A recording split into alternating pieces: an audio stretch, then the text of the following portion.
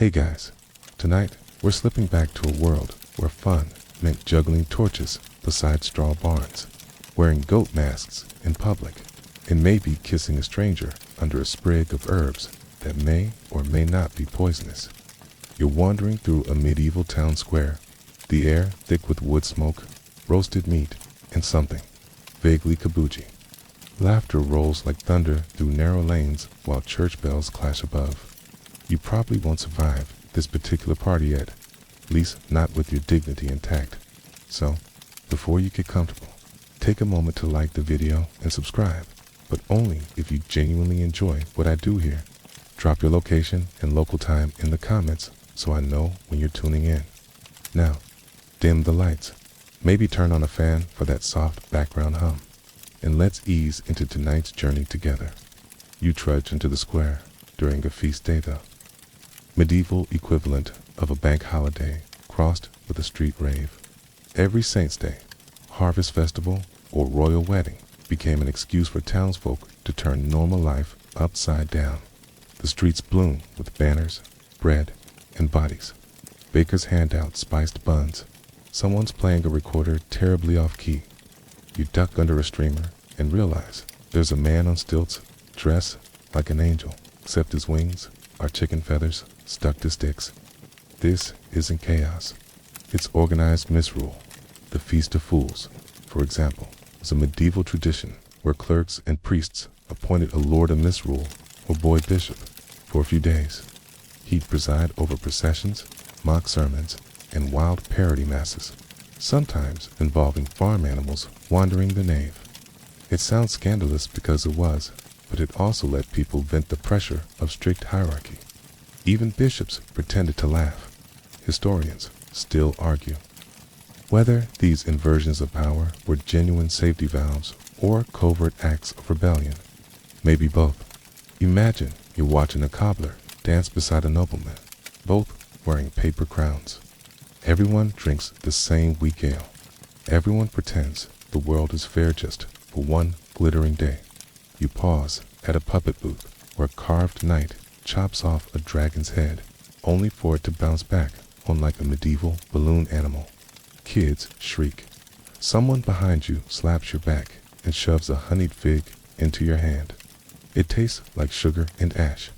In the crowd, the town's fool leaps onto a cart and begins reciting mock edicts. Pigs must wear bells, fishmongers must sing, and the mayor's hat shall be boiled for soup. The laughter is so contagious, you nearly spill your fig. The church tolerated this kind of mayhem barely. There were limits. No blasphemy too close to the altar, no fire inside the nave, no nudity, though definitions were flexible. Yet, despite repeated bans, the Feast of Fools kept returning like a stubborn song. Records show it persisted well into the 15th century, sometimes rebranded under different names. The human urge to play, it seems, didn't take orders from bishops. You drift toward the center, where the Lord of Misrule parades past on a donkey, wearing robes inside out and a crown made of pretzels. He waves a scepter carved from a broom handle. Behind him trails a conga line of mock clergy chanting off-key Latin. Their torches spit sparks into the night. Someone throws a cabbage at the donkey. The animal, unimpressed, eats it mid-stride. A fun fringe tidbit. Some towns even kept a permanent costume chest full of mismatched robes, masks, and tinsel for these occasions. Imagine a medieval version of a party supply closet, except every piece smells faintly of incense and goat. If you were lucky, you might get the saint's halo, a bent wagon hoop wrapped in tinfoil, or the devil's tail, a braided rope with bells. As you watch, a troop of mummers joins the chaos. Their wooden swords clack as they act out a comic fight between winter and summer. A battle ending when someone pretends to die dramatically only to resurrect seconds later for another bow.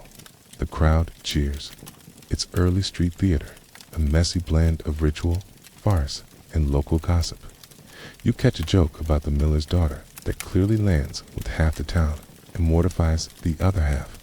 Your shoes stick to spilled ale as you edge toward the food stalls. Everything smells of yeast and meat fat. Someone offers you patlıcan stick.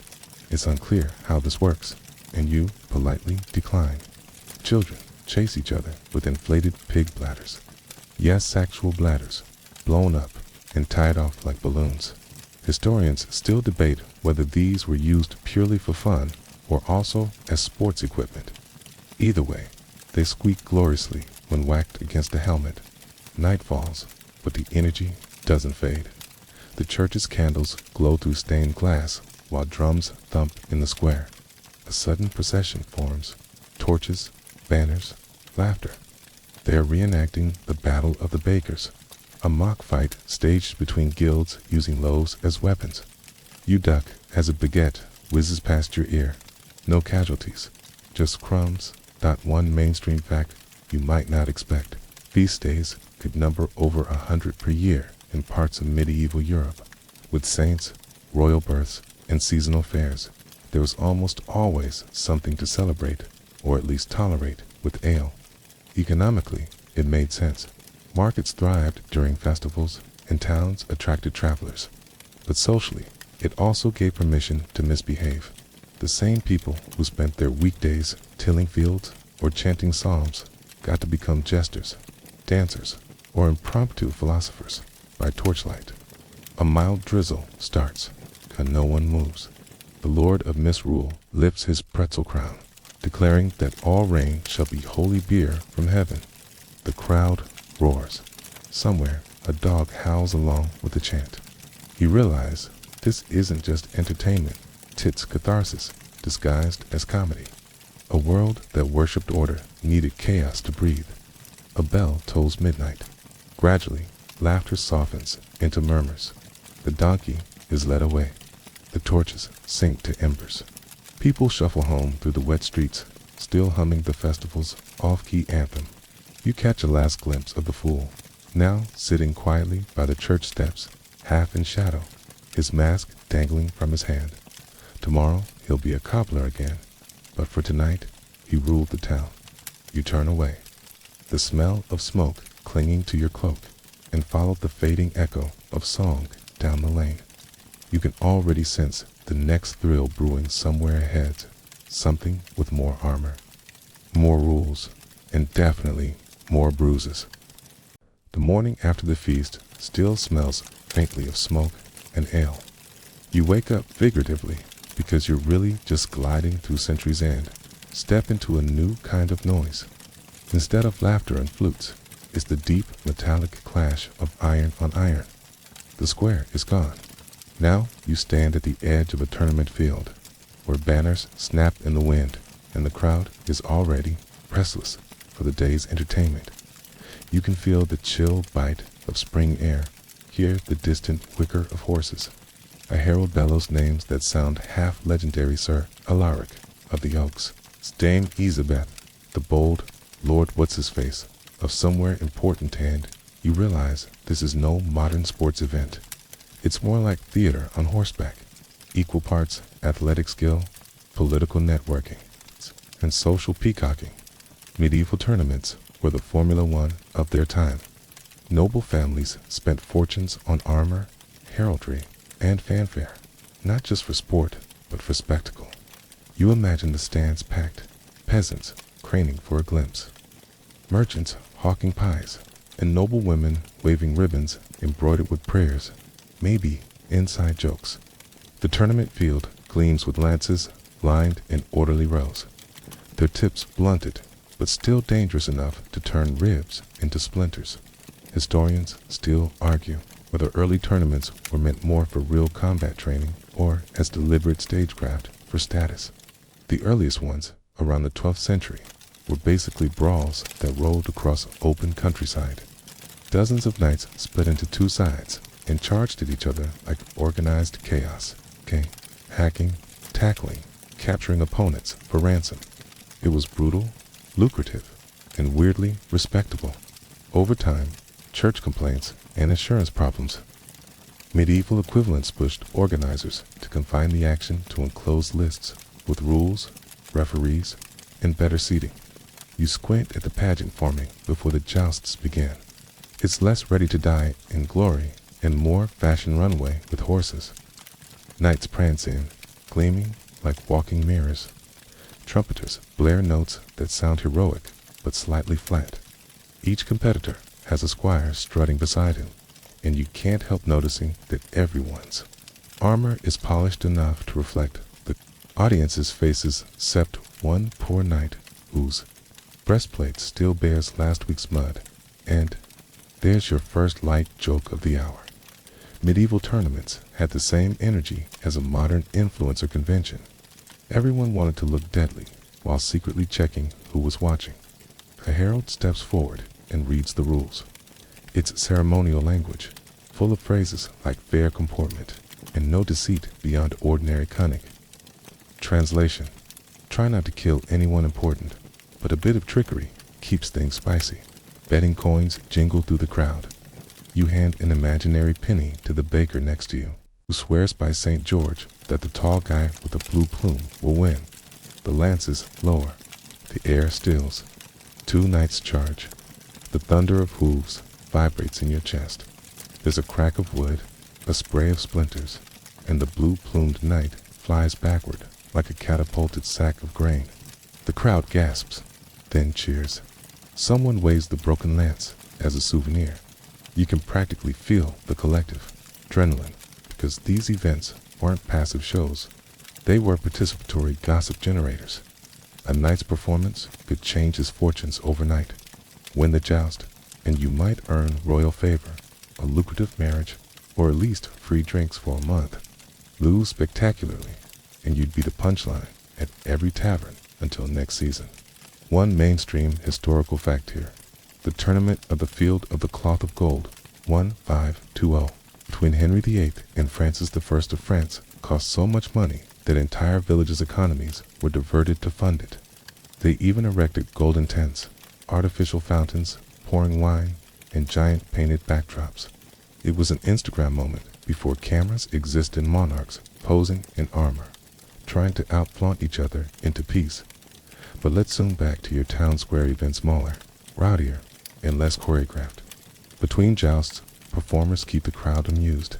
Jugglers balancing knives, musicians on shawms, even trained dogs fetching fallen gauntlets. A boy in a tattered doublet sells magic relics made of wood chips. You almost buy one. Nearby, a tent hosts a PA d'armes, stylized duel where knights defend a symbolic bridge or gate, demanding challengers to fight for honor war for the handkerchief of a noble lady. You peek inside.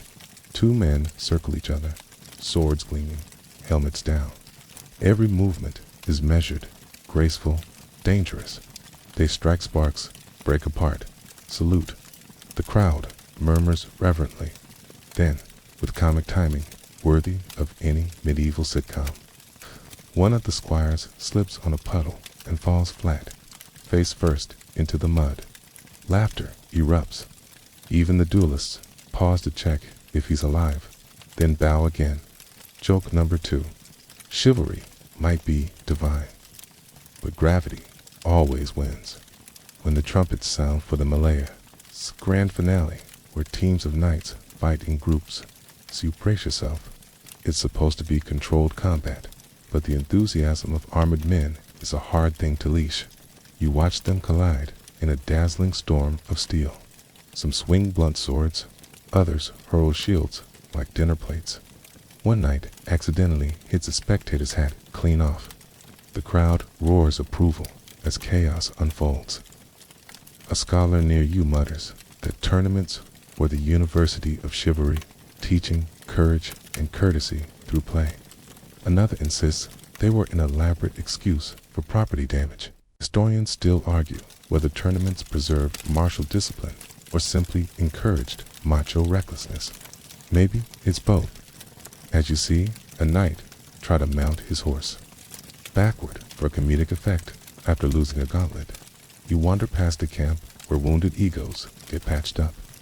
A young herald tells you about the rules of heraldry's coat of arms, a story, each color symbolic. Gold means generosity. Red means valor. Black means wisdom or grief. Then he winks and admits most people just picked what looked good on a shield. Branding has always mattered for your fringe tidbit tonight. Some late medieval tournaments included fully staged mock battles called Boo Heart, where dozens of fighters formed teams and hit each other with blunted maces, often while spectators threw flowers or bread, rolls at their favorites. It's like an armored rugby match with better accessories. As dusk approaches, the last joust begins. You lean forward, almost breathless. Two champions both, undefeated, charge with banners trailing. The impact is colossal. Both riders stay mounted, lances shattered, and they salute with perfect form. The crowd explodes in cheers that echo across the field. It's not about who won. It's about the shared drama, the spectacle of risk wrapped in ritual. When the sun finally slips behind the battlements, trumpets signal the close. Knights unbuckle their helmets, revealing sweaty, flushed faces, human again. The audience drifts toward taverns, already rewriting the day into legend. You follow, hearing laughter spill into the lanes, someone boasting, someone singing a bawdy tune about losing a boot, as you glance back at the empty lists, the trampled grass gleaming under torchlight. You realize these tournaments weren't just sport, they were medieval storytelling in motion. Every clash of lances was a sentence, every victory a plot twist. Tomorrow, the same field will be quiet, but the stories will keep galloping through memory. And as you step away, that metallic scent of sweat and iron fades, replaced by something earthier, darker, and believe it or not, hairier. Somewhere ahead, a bear growls in the shadows, and the crowd laughs. The next morning opens with the strangest mix of sounds you've ever heard. Drums, barking, and the low rumble of a bear who clearly didn't sign up for this. You blink through the haze of roasting meat and realize you've stumbled into a different kind of medieval entertainment, louder, grittier, and with a distinct smell of fur and sweat. Welcome to the animal pits, where people gathered to cheer at things that would make a modern zookeeper faint. You edge closer, stepping over straw and dropped tankards. A wooden ring sits in the center, surrounded by onlookers leaning over the railing. Inside, a chained bear paws the ground while handlers tighten ropes and shout bets. Beside the pit, a rowdy group of men argue over the odds of which dog will last longest against the beast. You catch fragments of medieval slang, a fine mastiff, broad of shoulder, and realize this isn't just bloodlust. It's social bonding, or at least that's what they'd call it. Animal baiting was the working class arena of the Middle Ages. Bears, bulls, badgers, even apes were set upon by trained dogs, while crowds shouted advice that the animals couldn't possibly hear. The church frowned on it. Nobles claimed it was vulgar, but both clergy and gentry often turned up anyway. You'd probably recognize it as the grim ancestor of modern sports betting, complete with refreshments inside.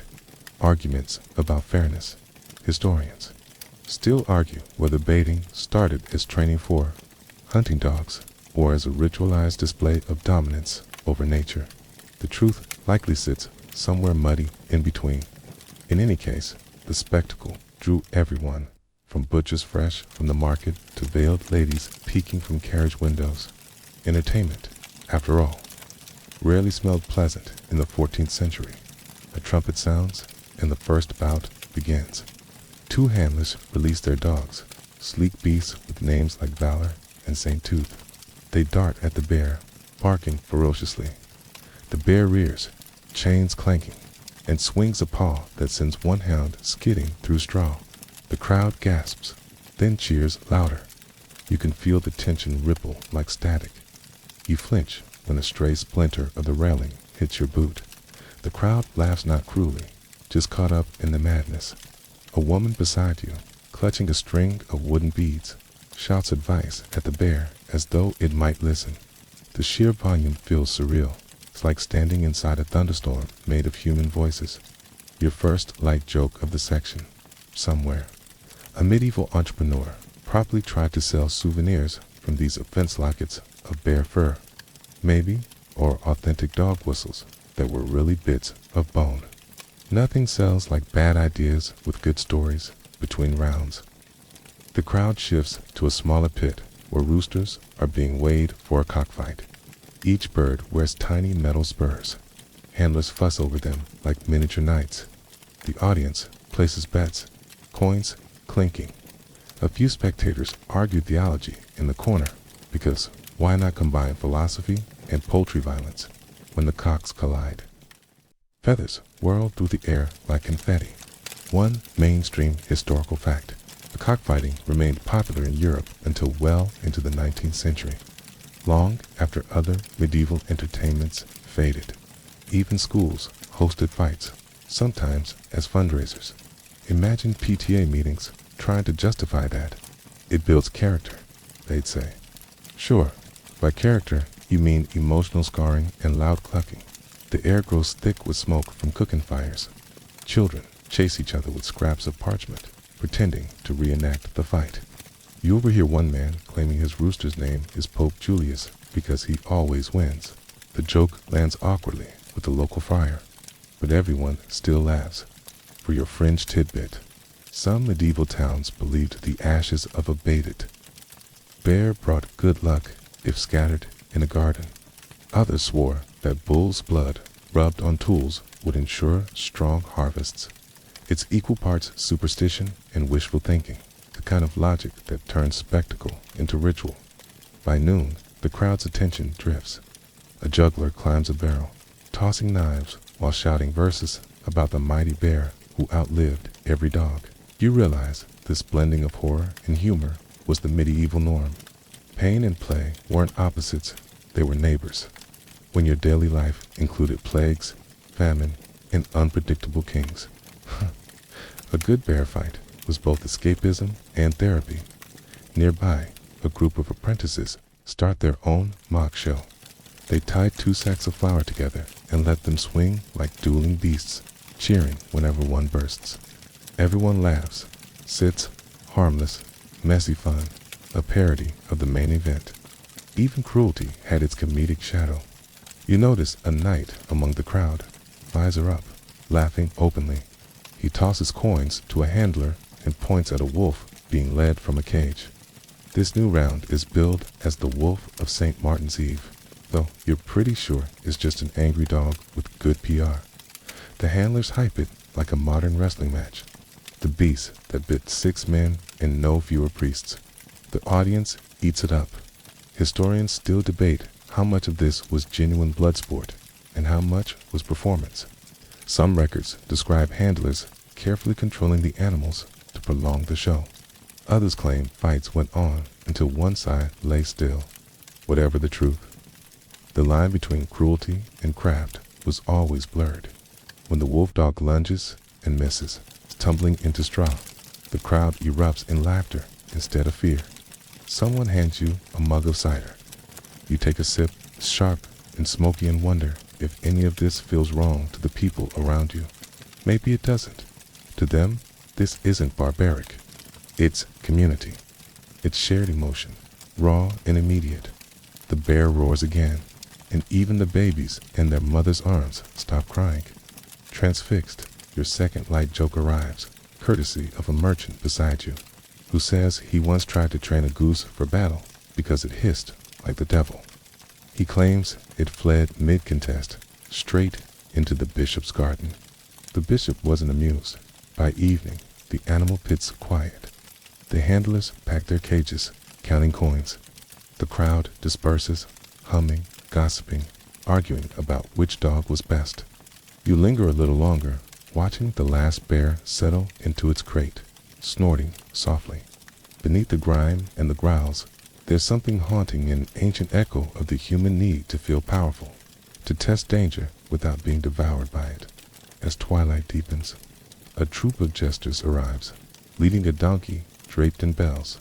They're chanting something about law and justice. The bear pit empties. The next crowd gathers.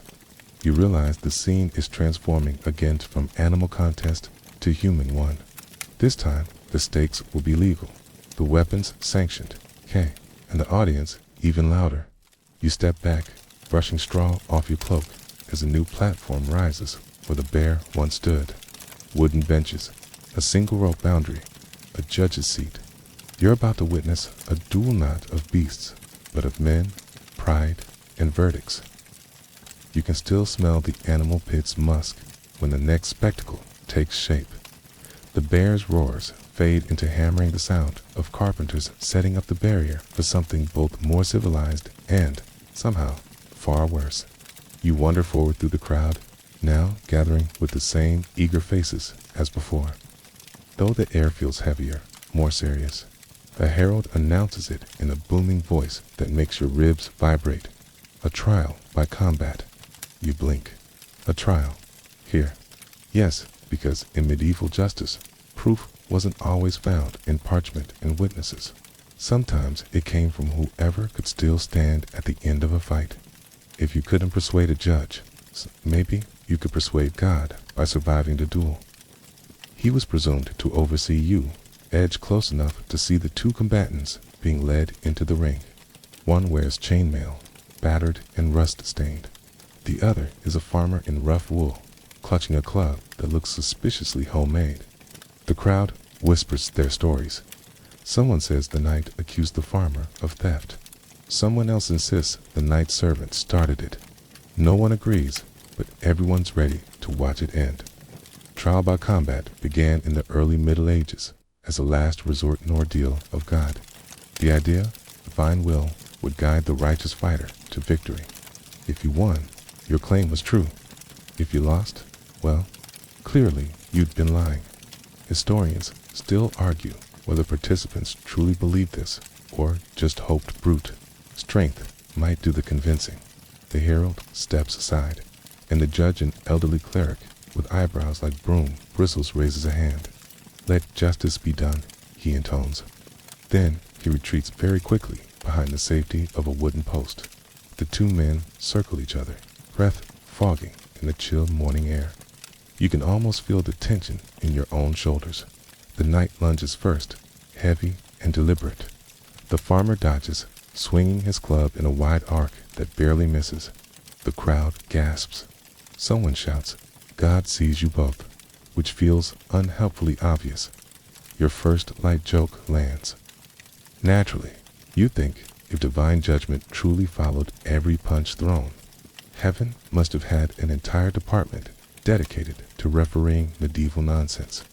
The knight charges again, and the fight turns gritty fast. No polished tournament armor, no shining lance, just 2 men flailing for vindication, while the crowd eats pies and moralizes about truth. The farmer lands a lucky hit. The knight stumbles, then regains balance, breathing hard. You spot a group of noblewomen fanning themselves, both horrified and thrilled, because, make no mistake, this was entertainment. People traveled miles to watch a judicial duel. Some even treated it like theater. They brought food, sang songs, placed bets. There are accounts of judges delaying the start so vendors could sell more ale. You imagine the conversations. Justice will begin after the sausage rolls. One mainstream historical fact: the last recorded judicial duels sanctioned in France took place in 1386 between Jean de Carouge and Jacques Le Gris, 2 knights accused of rape and perjury. The event drew thousands, including the king himself. De Carouge won, and his wife's testimony, tied to his survival, was deemed vindicated. Historians still debate whether she was truly believed or merely lucky to have married a good swordsman. Back in your scene, the duel rages on. Dust and sweat mingle. The farmer loses his grip for a second, the club clattering to the ground. The knight's sword flashes downward, but catches only air. The crowd howls encouragement for both sides. No loyalty required. Justice, apparently, is everyone's sport. Suddenly, a pause. The judge signals a halt for holy water, which, in this case, looks suspiciously like watered-down ale. Both combatants sip, then spit. Ritual, superstition, practicality meet in one messy gulp. Your fringe tidbit: some judicial duels involved women rare. but real. When that happened, the man was required to fight waist deep in a pit while the woman circled above with a stone and a sling. Imagine the choreography. One surviving German illustration shows the man flailing in mud while the woman twirls her weapon with alarming calm. Back to your farmer and knight. The farmer lands another blow. The knight's sword flies from his hand. The crowd erupts. The judge raises his staff, ready to declare divine verdict. But the knight, perhaps panicking, perhaps praying, lunges barehanded, tackling his opponent to the ground. They wrestle, rolling through straw. And here comes joke number 2. You realize half. The audience isn't sure whether to cheer or call for a broom, because they're dangerously close to the judge's feet when it finally ends. Both men are heaving, faces smeared with mud. The farmer stands, trembling but upright. The knight doesn't rise. The crowd's roar becomes a hymn. The judge nods solemnly. God has spoken, he declares. The sentence is final. It's easy to feel the unease in your stomach as the farmer staggers away. Justice feels less divine and more arbitrary. The crowd disperses, half exultant, half thoughtful. For them, this isn't cruelty, it's confirmation that the world still has an order. However, brutal, but not every duel ended with blood. Some were symbolic. In a nearby town, a pair of merchants once fought with rolled parchments to settle a trade dispute, flailing dramatically until a priest declared the winner by applause. You imagine the satisfaction of being declared righteous by clapping. Medieval mediation, sponsored by theater. Historians still debate whether these judicial duels were primarily legal procedure or public deterrent. Perhaps they were both a sermon in steel, reminding everyone that truth carried a sharp edge. The crowd begins to drift toward another attraction, forming down the lane, colorful masks, drums, laughter again. The heaviness of the duel gives way to something lighter, stranger, and infinitely more creative. You follow the sound, stepping over churned dirt where justice supposedly manifested a few minutes ago. Ahead, a group of villagers donned costumes, painted faces, bells sewn into sleeves, and antler headdresses. A man wearing a cow mask greets you cheerfully. You're just in time for the play, he says, his voice muffled through linen. The crowd reforms like water finding a new channel. The stage this time isn't about law or violence. It's about story, chaos, and the thrill of pretending. You look back once at the dueling ground, now quiet and empty. The farmer's club lies forgotten in the mud, glinting faintly in the last sunbeam. Then you turn toward the mummers, whose laughter beckons like a promise of mischief. Your final light joke slips in quietly after watching men settle lawsuits by sword. A little amateur acting feels like a responsible civic upgrade. You smile, brush the dust from your cloak, and step into the masquerade. The sun dips low, turning the air copper gold as you step into a carnival of masks. The duel's dust still clings to your boots, but here, no one cares about justice-only laughter, disguise, and the sweet release of pretending to be someone else for a few hours. The air hums with tambourines, fiddles, and the wet slap of ale mugs meeting hands. A figure in a paper-match horse's head trots past, neighing cheerfully. Welcome to the world of mummers and misrule, where everyone's an actor, and the line between stage and street doesn't just blur. It dissolves completely. You follow the parade as it winds through the lanes. Each performer wears a mask, some carved from wood, others stitched from linen and soot. Their costumes are chaotic. Ribbons, bells, bits of fur, the occasional kitchen pot for a helmet. You spot one man painted entirely green, another dressed as a priest, but clearly drunk enough to forget which side of the cross to bless himself with. Mummy plays, or mummings, were the traveling theater of medieval Europe. They appeared at Christmas, Easter, weddings, or any excuse that required noise. Ordinary villagers became actors, reciting half-memorized rhymes. fighting pretend battles between summer and winter, or death and the doctor. Sometimes they performed door-to-door, demanding food or coins as payment for entertainment. Imagine if Halloween came with improvised sword fights and theological puns. Historians still argue whether mumming began as pagan ritual, church satire, or just the world's oldest busking tradition. The truth, as usual, is a little of each. What's certain is that everyone participated, men, women, children, even local clergy who claimed to supervise, but often joined the chaos after a few drinks. You pause beside a bonfire as two mummers begin their skit. One, dressed as St. George, struts forward, boasting of valor and virtue. His rival, the Turkish knight, challenges him to a duel. Their swords clash, sparks flying until St. George dramatically collapses.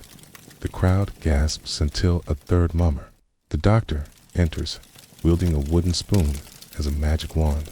He chants nonsense about strong ale, cow's bile, and a sprig of thyme sprinkles liquid from a pewter mug, and miraculously St. George rises again to applause. It's absurd, brilliant, and oddly moving. A parody of death and resurrection wrapped in slapstick. Your first light joke of the section slips in easily somewhere in the crowd. A real doctor is watching this and thinking, finally, a cure I can afford. The mummers parade on, knocking at doors, demanding Christmas cheer. One house offers pies, another apples, another less hospitably throws out water. The soaked actors respond by declaring that home cursed with stingy spirits. Everyone laughs. You notice that for all its foolishness, the ritual feels binding, communal. The act of watching and joining is what matters, a mainstream historical fact. Mumming reached such popularity in 14th century England that Edward III issued ordinances restricting masks and disguises during certain holidays because too many robberies and indecencies occurred under cover of costume. Even so, the masks stayed. They were rebellion sewn from ribbons and laughter. A troop of children darts past you, their masks made from painted bark. One waves a stick and shouts, "Out with the devil, in with the sun." You're not sure what that means, but the crowd cheers anyway. Bells jingle from sleeves as the line of dancers grows, twisting through alleys like a bright serpent. And here's your fringe tidbit. Some mumming groups included a character called Beelzebub, a devil figure carrying a frying pan. His job, to shout bad jokes and occasionally chase the audience. The punchline was simple: Levo loses, laughter wins.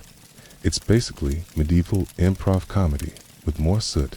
You trail behind the players as they reach the town square again, where the bonfire has grown higher. The masks gleam orange in the light. You can smell beeswax, sweat, and the faint metallic scent of ales filled on armor. Someone hands you a wooden cup. You drink its mead, sweet and spiced, buzzing warmly through your chest. The fool, the same one you remember from the feast day, leaps into the circle, bells jingling at his ankles. He begins to recite a nonsense verse. If winter dies and summer lives, we'll dance on graves and mend our sieves. No one quite understands it, but the rhythm alone makes people clap along. You join in, because what else can you do? In this moment, it's impossible not to. Your second light joke finds itself when a jester accidentally sets his sleeve alight on the bonfire and, without missing a beat, shouts, "Behold, my passion for art." The crowd howls, and someone douses him with ale. As the night deepens, masks start to come off. Faces gleam with sweat and relief. There's something intimate about watching people shed their second selves. A young woman removes a wooden beast mask, smiling shyly at a boy she'd been fighting minutes earlier. He bows dramatically, still half in character. You start to notice that under the laughter, the mumming plays serve a quiet function. They let people say things they couldn't say in daylight, mocking priests, lords, or even neighbors without real consequence. A mask wasn't just disguise. It was protection. Truth often needed a costume to survive. Historians still debate whether the cross-dressing and satire in these plays were tolerated acts of harmless misrule or subtle protests. You suspect the answer depends on who's watching. For the villagers, it's a release valve. For the local bailiff glaring from the sidelines, it's potential anarchy when the final play ends. The fool gathers everyone in a wide circle and announces, "Tomorrow we're all sinners, again, but tonight we're poets." The crowd cheers. For a brief, electric second, the entire town is united in laughter. The masks may crack and fade, but the memory stays glowing, like embers waiting to flare next winter. Your final light joke arrives as the fool turns to you, eyes twinkling, and whispers, "You look too serious, traveler. We can fix that." He plops a floppy hat on your head and declares you chief of pretending. The crowd applauds. You can't help but bow when dawn's pale light finally edges over the rooftops. The mummers vanish into their homes like spirits dissolving into mist. The streets fall quiet except for the soft jingle of a forgotten bell rolling underfoot. You pick it up, pocket it, and keep walking. Ahead, the church bell tolls not for mass this time, but for a strange, reverent festival where fools wear crowns and kings play at folly. The transition feels seamless. Misrule isn't over, it's just changing hands. Morning, again, though morning is a generous word. It's gray, smells faintly of damp straw and leftover cider, and echoes with the clatter of wooden shoes on cobblestone. You yawn, stretch, and find yourself swept along with a noisy parade that looks suspiciously familiar, but with a twist. The jesters from last night now wear crowns. Priests carry piglets, and the town mayor walks barefoot with his robes inside out. Congratulations. You've wandered straight into the festival of fools, where the hierarchy flips like a badly made pancake. For one glorious, chaotic day, the powerless mock, the powerful fools become kings, and nobody quite remembers who's in charge. You blink as a young man in bishop's robes, clearly borrowed, waves incense over a barrel of ale, chanting mock Latin, Dominus Alleluia. He shouts, and the crowd responds with laughter so loud it startles a passing goose. Bells jingle, tambourines clash, and someone presses a meat pie into your hands as if it's a holy relic. It's absurd, thrilling, and, somehow, deeply human. The Lord of Misrule, crowned with ivy and onions, rides past on a cart pulled by townsfolk pretending to be oxen. His scepter, a broomstick decorated with ribbons and fish bones. Behind him, women dressed as knights blow kisses to mock terrified men in aprons. It's the world turned upside down, and it feels well right, at least for a day. Historians still argue whether this ritual inversion was sanctioned release or dangerous satire. Some church leaders claimed it kept rebellion in check by letting people laugh at authority. Others feared it encouraged the real thing. Maybe it did both. Maybe laughter was the medieval version of protest signs. You follow the procession into the square, where a makeshift court has been set up. The Lord of Misrule presides, flanked by judges dressed as chickens. Petitioners step forward with ridiculous complaints. My neighbor's rooster crows in Latin. One cries. Another accuses the baker of sorcery because his bread never burns. The fool bangs the broomstick like a gavel and shouts, "Guilty of excellent baking." The crowd roars approval. Your first light joke of the section writes itself. Somewhere in the real town records, there's probably an official wondering why his ledger smells like poultry feathers and beer. Okay? Mainstream historical fact. Festivals of misrule, like the Feast of Fools and Twelfth Night Revels, were widespread from the 12th to 16th centuries across Europe. They often took place around Christmas or Epiphany, when winter gloom begged for comedy. Universities, cathedrals, even royal courts joined in 1444. French clergy in Sens Cathedral were actually scolded for dancing in church, dressed as women while singing indecent songs. You know it's wild when even the bishops get performance notes. You watch as the mock clergy in your town hold their own parody service. Instead of incense, they swing baskets of onions. Instead of hymns, they belt out folk tunes. The boy bishop gives a sermon about St. Ale, patron of hangovers, and everyone cheers halfway through because, apparently, he rhymed salvation with fermentation. A friar near you mutters disapproval, but still taps his foot to the rhythm. Even outrage has a beat today. Then the fool king stands to issue royal decrees. No one shall frown until sunset. All debts are forgiven. If you can dance better than a creditor, the town pig is now a knight. The pig, wearing a paper crown, snorts loudly as if approving. Laughter rolls through the crowd. You realize that in a rigid world where birth determined destiny, pretending otherwise just for a few hours was intoxicating freedom. Masks weren't needed here. Parody itself was the disguise. Your fringe tidbit. In some regions, these mock kings were treated so seriously that they received ceremonial meals, parades, and even mock executions to end their reign.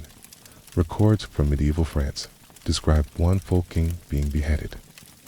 With a loaf of bread dramatic and delicious, you're pulled into a circle dance where peasants and nobles clasp hands, spinning faster and faster until the lines blur. Ale sloshes. Someone loses a shoe. Someone else gains a hat. You laugh, despite yourself. It's impossible not. To win, even the grumpy blacksmith is twirling with the midwife. Your second light joke sneaks in when a monk beside you shouts, "Let us in moderately," before tripping over his robe as the festival reaches its peak. The fool king climbs onto a cart piled with hay and shouts a sermon of nonsense. He preaches about the holiness of laughter, the salvation of song, and the eternal battle between soup and stew. People cheer every absurd line. Even the watchmen, usually stern, grin openly. And here's the beautiful irony. While these events mocked authority, they also reaffirmed community. You could laugh at the bishop today and still kneel before him tomorrow. It was a reminder that power, like a costume, only fit when everyone agreed to the performance. Historians still debate whether misrule festivals hinted at hidden rebellion or simply kept it at bay. You suspect the answer lives somewhere between the two, a laughter that both submits and subverts as the sun sets. The fool king is dethroned in a mock ceremony. He bows theatrically, hands back his broomstick, and removes his onion crown. The crowd applauds, half drunk, half melancholy. The laughter lingers, but the spell fades. Tomorrow, everyone will return to their proper roles. Smiths, 2 forges; priests, 2 pulpits; fools, 2 corners. But tonight, they shared a world where joy outranked law. Your final light joke, as the procession disperses. A child points at the pig knight and asks, "Will he still be a knight tomorrow?" The father replies, "Only if he behaves." The pig, of course, immediately steals an apple. You smile and walk on, the air still buzzing with the faint sound of bells and distant giggles. Around the corner, the laughter changes pitch. It's sharper, meaner. The next crowd you see isn't celebrating misrule, it's watching punishment. Stocks, pillories, justice turn to theater again. You hesitate, wondering whether to look. But curiosity, as always, wins. The line between entertainment and cruelty is about to blur once more. You find yourself in the town square again, but the mood has shifted. Gone are the bells, ribbons, and drunken songs. Now, the laughter carries a different tone, thin, sharp, hungry. People crowd the space where the market stalls once stood, and in their place stands a wooden frame, upright and menacing in its simplicity. A man is locked into the pillory, his head and hands poked through the holes, and he blinks against the morning light, as if unsure how he got there. You edge closer, careful to keep your distance. The air smells of smoke, and bread vendors are still selling snacks, because why not? In medieval towns, punishment days were community gatherings, half morality lesson, half entertainment. The crier steps forward, unrolling a parchment with theatrical gravity. This man, he declares, to cheat his neighbors by watering down ale. The crowd gasps because, in a world where beer is safer than water, that's practically treason. Your first light joke. Somewhere, a brewer just fainted at the idea of a low-lay BV scandal. The man in the stocks tries to protest, but it's no use. A baker tosses a crust of bread at his head. It hits with a soft thunk. Others follow vegetables, eggs, insults. The atmosphere isn't hateful though. It's weirdly festive. Like the crowd is performing its outrage as much as its amusement. It's mainstream historical fact. Public punishments, like the stocks, pillory, or ducking stool, weren't just about justice. They were designed for visibility. The logic was that shame corrected behavior better than pain. The earliest records in England date back to the 13th century, and by the late Middle Ages, almost every town had a set of stocks, usually right by the market cross. You can hear gossip swirl through the air. Who's next? What crime deserves what punishment? One woman whispers that her cousin was pilloried for gossiping, which feels like poetic irony. Another brags that her husband once escaped a ducking stool because the river froze solid. Best winter ever, she says. You move closer to the pillory, half horrified, half fascinated. The punished man sneezes when someone throws a cabbage. He starts laughing. At least feed me first, he shouts. The crowd laughs with him. The tension breaks, and a few even hand him chunks of bread. Historians still argue whether these scenes were cruel humiliation or weirdly democratic. After all, the audience had power. They could mock, forgive, or defend. Some even did. Records describe townsfolk protecting friends from excessive abuse, turning punishment into a kind of social dialogue. The spectacle wasn't just one-sided. A boy beside you sells handfuls of dried peas for throwing. You decline politely, but his pitch is impressive. Only a farthing. Good aim wins you luck. The medieval carnival economy never stops. Then a woman is led to the ducking stool by the river. Her crime, according to the town crier, is scolding. The word sounds quaint, but you can tell it's serious business here.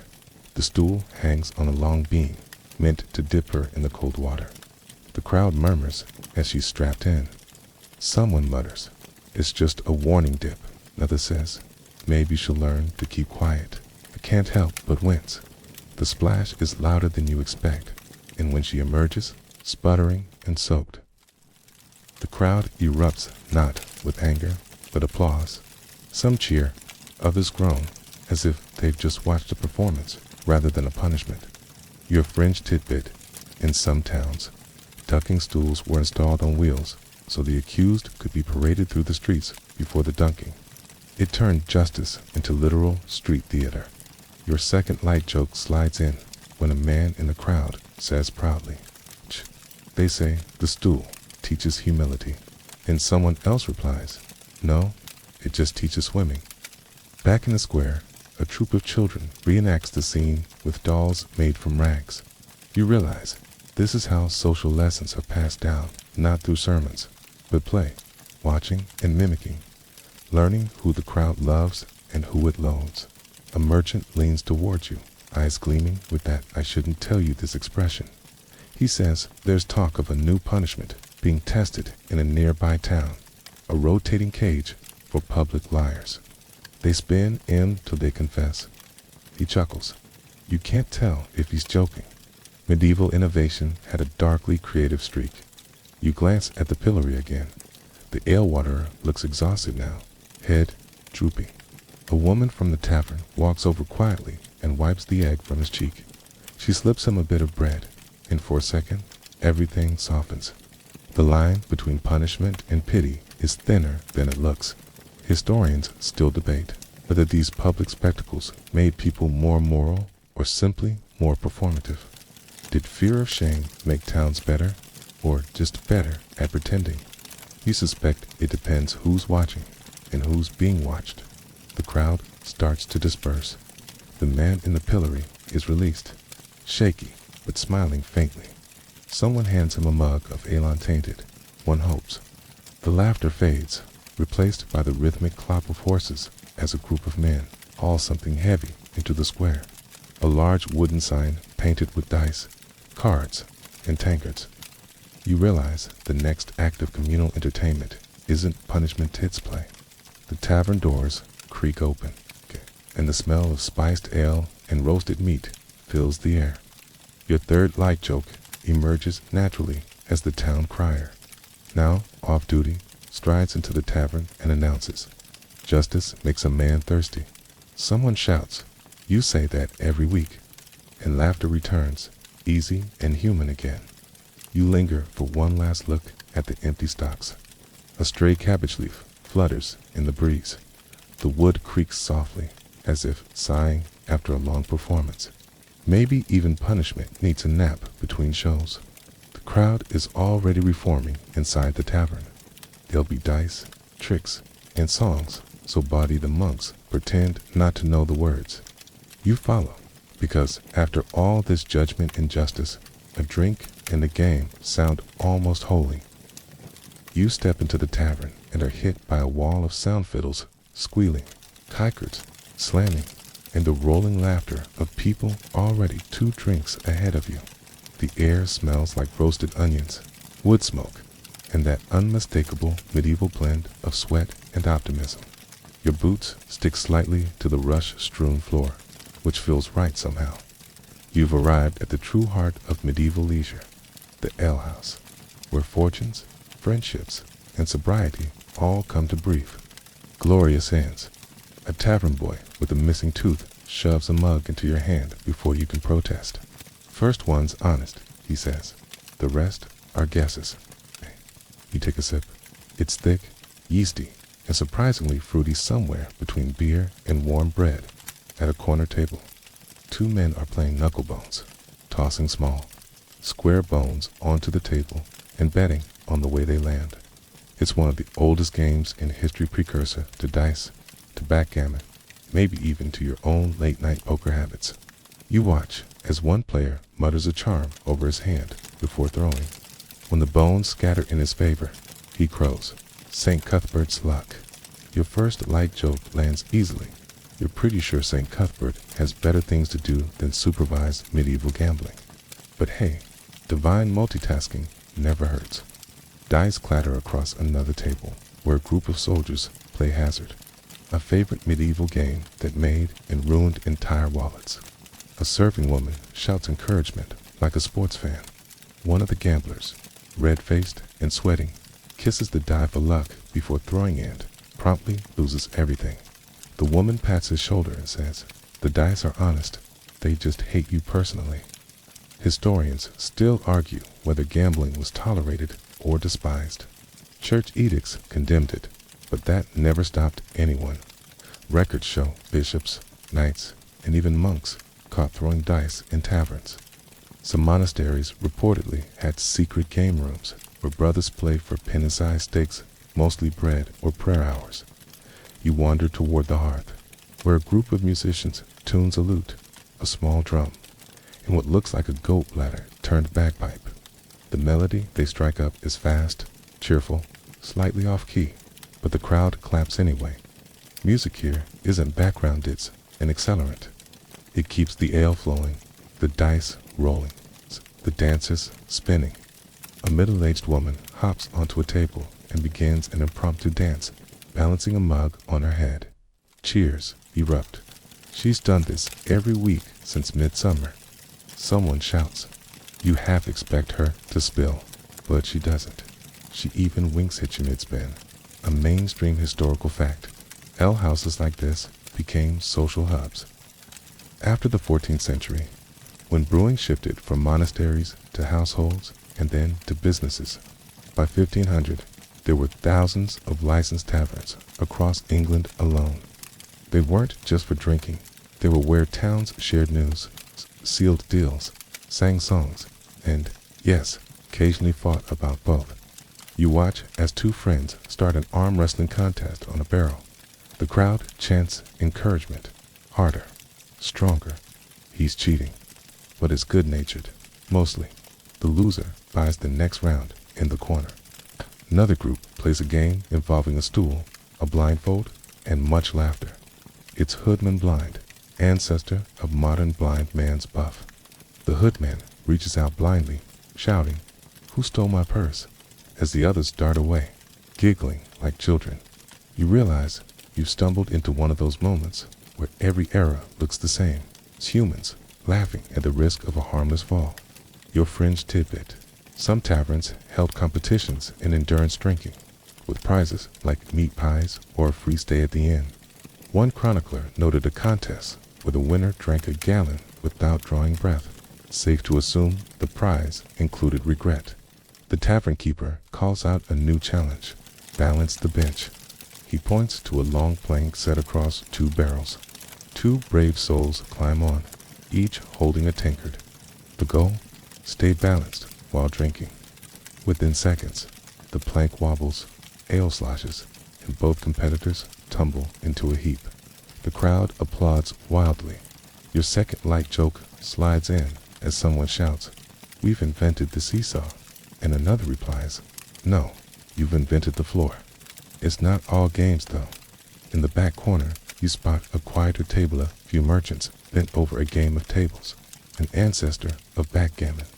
They move their pieces with solemn precision, counting quietly, frowning at bad rolls. A small crowd watches, whispering as if it's chess. You realize, even here, among chaos, prefer order. Historians still debate how widespread gambling truly was among peasants, since surviving laws mostly targeted townsfolk and soldiers, but the moral anxiety it sparked suggests it was common enough to worry priests. Sermons warned that idle dice breed idle souls. Sounds dramatic, but probably accurate after 3 mugs of ale. The room grows warmer, louder. The musician switches to a faster tune. You're pulled physically into a line of dancers who stomp and spin around the room, shouting nonsense lyrics. Someone hands you a drum. You hit it, out of rhythm, but no one minds. Rhythm is democracy here. Anyone can join. In the midst of all this, the tavern door bangs open. A traveler strides in, cloak dripping from rain, clutching a lute. Without a word, he starts to sing a ballad about a knight, a dragon, and a highly questionable love triangle. The lyrics are terrible, but the chorus is catchy. Within minutes, the entire tavern is singing along. It's off-key and proud. Your third light joke comes as a farmer beside you says, "This song's older than my sheep," and his friend replies, "And probably smells better." By the time the song ends, your drink is empty, your ears ring, and your heart feels oddly full. You realize that what makes taverns special isn't just the ale or the games, it's the shared permission to drop the mask of labor, class, and reputation. Here, the same carpenter who fixed the Lord's roof can beat him at dice. The same woman mocked for gossip can outdance every man in the room. When you finally step outside, cool night air hits like a blessing. Behind you, laughter spills from the doorway, warm and unending. Somewhere, someone shouts, "One more round," and you know it will echo until dawn. The cobblestones glisten from rain. You walk slowly, head pleasantly fuzzy, toward the faint glow of another building at University Hall. Maybe. You can already hear voices arguing inside, not over ale this time, but ideas. Yet, it sounds just as competitive. Turns out, even scholars have their own kind of tavern brawlingly. Theirs was fought with words. You follow the hum of voices through the drizzle until it sharpens into debate, rhythmic and heated. The stone archway you duck under opens into a candlelit hall at a medieval university, where students in robes the color of wine and parchment gather like ravens around their chosen prey. An idea. Welcome to the world of scholastic disputations, academic combat that made philosophy spectator sport. Benches are packed. Students sit shoulder to shoulder, some balancing mugs of ale. others clutching parchment to take notes or doodle caricatures of professors, depending on ambition. The air smells of wax, ink, and unwashed wool. A faint chant begins, "Disputa, disputa." At the center stands a young scholar, face flushed with a mixture of terror and pride you'd recognize from any open mic night. His opponent, bearded master, with eyes sharp as quills, leans forward. The topic tonight, whether laughter is proper to angels. Your first light joke lands softly. You're pretty sure angels have better things to do than giggle at medieval philosophy memes, but you're not ruling it out. The young man clears his throat and launches into Latin so fast it's practically flight. Every few phrases, the crowd murmurs, reacting like sports fans to a near miss. When he lands a particularly good syllogism, someone actually cheers. You realize you're watching what passes for intellectual wrestling logic as a competitive art, a mainstream historical fact. During the 13th and 14th centuries, universities like Paris, Bologna, and Oxford turned disputation into a formalized pastime. Students and masters argued propositions, often ridiculous by design, as a way to test reasoning and rhetoric. These events drew crowds, not just of scholars, but curious townsfolk, because nothing draws attention like two academics roasting each other with theology. The master interrupts with a raised finger. "If angels laugh," he says gravely, "then heaven must contain jesters." The hall erupts. The young student fires back. Perhaps laughter itself is divine, for even fools mere joy. Gasps. Someone shouts, "Touché," in Latin, of course. Historians still argue whether these disputations were purely academic or a form of public entertainment. Some chronicles describe them as rowdy, with wagers placed on winners and students heckling opponents. In one case, a bishop reportedly banned food during debates because the audience kept pelting scholars with bread rolls for bad arguments. You drift toward the back, where two older professors whisper commentary like sports analysts. "He's misusing Aquinas," one mutters. "No, he's redefining him," the other counters. You half expect someone to hold up scorecards. On the far side, a group of students reenacts famous disputations as parody. They call it mock syllogism. The topic, whether geese have souls. Their exaggerated gestures and fake solemnity make everyone howl with laughter. The ringleader ends by declaring, "Since geese honk in harmony." They clearly possess theological insight. You nearly choke on your own chuckle. Your fringe tidbit. University students in Paris once staged drunken disputations, replacing philosophical theses with absurd questions like whether cheese is more virtuous than bread. The winner was whoever stayed upright the longest. Not quite Aristotle, but arguably more fun. A bell rings, signaling the official disputation's climax. The master raises his voice, and so he proclaims, "Laughter belongs not to angels, but to mortals, proof that joy requires flesh." The students cheer wildly, pounding the tables until the candles flicker. It's not about truth anymore, it's about performance. Your second light joke slips out as someone in the back mutters. Finally, a class I'd actually attend. The formal debate dissolves into informal revelry. Students huddle in corners, arguing metaphysics with the intensity of gamblers, each sure their logic could topple kingdoms. Someone begins reciting lines from Boethius like their poetry. Another interrupts with a limerick about Aristotle's beard. The entire group collapses in laughter. A servant brings in pitchers of ale because. Even intellectuals need fuel, and you realize the line between tavern and lecture hall is thinner than you thought. Here, too, amusement is competitive, social, live. Historians still debate whether the scholastic system encouraged creativity or strangled it under endless logic. Maybe both. Watching this scene, you can tell it sparks something beyond doctrine wit, a cant, wordplay, the joy of proving wrong whoever dared to challenge you.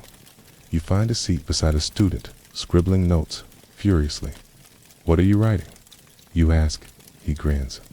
I'm keeping score. For the disputation. For my bets, he whispers. The flicker of candlelight catches on his ink-stained hands. He explains that tonight's winner will earn a free meal and, more importantly, a week of bragging rights. Academia, it turns out, has always been powered by ego and snacks. As the hall grows louder, another debate starts spontaneously, this time between two friends arguing whether L counts as liquid bread. They drag you in for a ruling. You say yes, it does, and they both cheer like victors. You're learning medieval logic fast. Your third light joke finds its moment when someone insists, God created beer so philosophers could take a break, and another replies, no, he created it so they'd never stop talking. By midnight, the hall feels like a storm of words and laughter. Candles gutter low. The floor glistens with spilled drink, and one exhausted scholar sleeps face down on a pile of parchment. The disputation might be over, but no one's ready to stop arguing. As you step outside, the rain has eased. You can still hear faint echoes of debate trailing from the open windows, bits of Latin, laughter, and the occasional hiccup.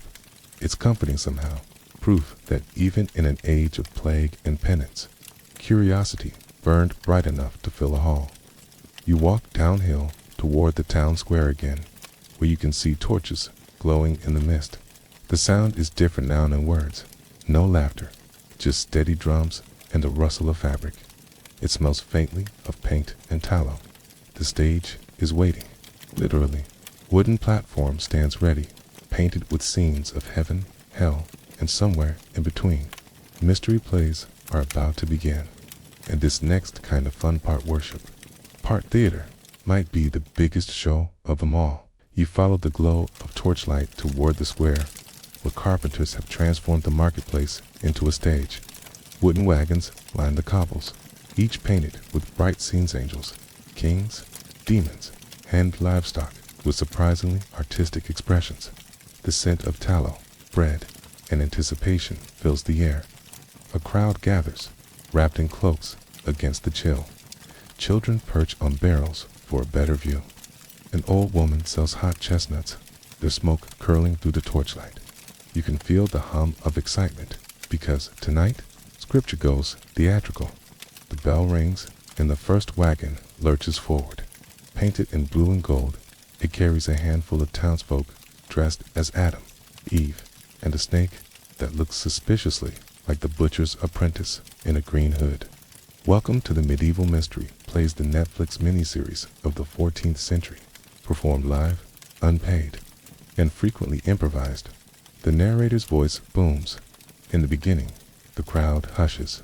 The snake slithers, sort of. Eve hesitates, and then No takes a bite of the prop apple. It's real. She winces at the sourness, and the crowd howls. Even damnation gets a laugh tonight. Your first light joke lands softly, somewhere. A theologian just felt a disturbance in the force. Mystery plays with the pride of guilds, each trade responsible for a biblical scene reflecting its craft. The carpenters built Noah's Ark, of course.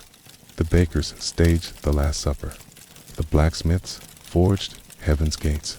These were community spectacles that turned theology into carnival. Okay? Mainstream historical fact. The York cycle of mystery plays. One of the most famous included 48 separate pageants performed across a single day, with wagons moving through the city like a slow, divine parade. Entire neighborhoods shut down to watch. The logistics alone make Coachella look like amateur hour. You watch as the next wagon rolls forward. It's Noah's Ark. The animals are mostly children wearing paper ears. But the sheep costume is so convincing, it actually bites someone's sleeve.